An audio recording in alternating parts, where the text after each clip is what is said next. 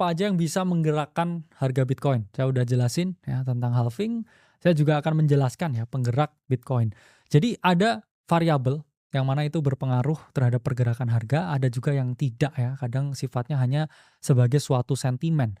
Cuman teman-teman harus melihat beberapa faktor penggerak ya. Pertama memang halving itu masih menjadi sentimen.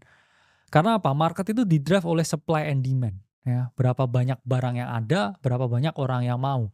Dan halving dengan supply shock-nya itu adalah hal yang paling utama. Saya ngomong ini lebih dari 50% variabel dari halving Fourier cycle untuk diperhatikan daripada ya adopsi, kemudian institusi dan lain sebagainya. Karena memang ya adopsi dan juga institusi itu oke, membawa demand, membawa kepercayaan publik yang besar.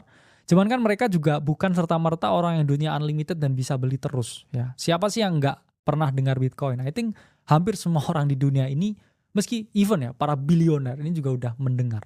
Cuman kan mereka berpikir juga kalau saya beli Bitcoin apa benefitnya untuk saya pribadi? Karena mereka nggak ada ya teman-teman yang mau kehilangan uang. Jadi memang ya integrasi dengan berbagai kita ngomong elemen institusi yang ada itu sifatnya memang positif. Cuman bukan satu-satunya sesuatu yang bisa ya drive harga ini naik berkali-kali lipat. Kemudian ada juga ya kebijakan ekonomi makro, ya inflasi, suku bunga, seberapa longgar uang ini bisa beredar di market. Itu pun juga masih ketiga. Pertama itu masih halving, kedua adopsi, ketiga kebijakan makro. Dan terakhir ya itu adalah volatilitas. Memang ini kaitannya dengan berapa banyak sih orang yang pakai leverage, ya pakai utang buat beli Bitcoin. Itu yang ngedrive marketnya lebih volatile. Cuman pergerakan harganya swing ya crashnya itu juga akan lebih volatile juga. Dan kita ngomongin likuiditas ya memang semua ini dipengaruhi ya oleh liquidity dari central bank.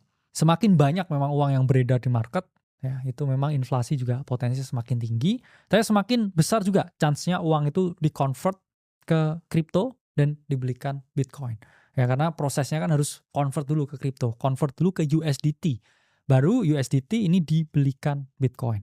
Jadi kalau kita melihat ya di sini memang sempat ya ada penurunan likuiditas yang ada dan ini terkait juga ya dengan bagaimana Bitcoin ini bisa bergerak.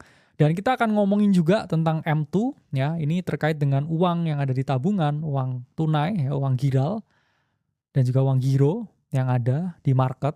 Karena orang selalu ngomong ya, M2 ini bisa mendikte ya Bitcoin bergeraknya kemana. Cuman so far M2 ini naik terus tapi Bitcoinnya masih turun.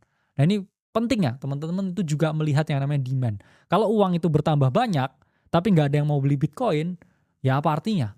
Ya ini kan hanya suatu indikator yang melihat seberapa banyak uang yang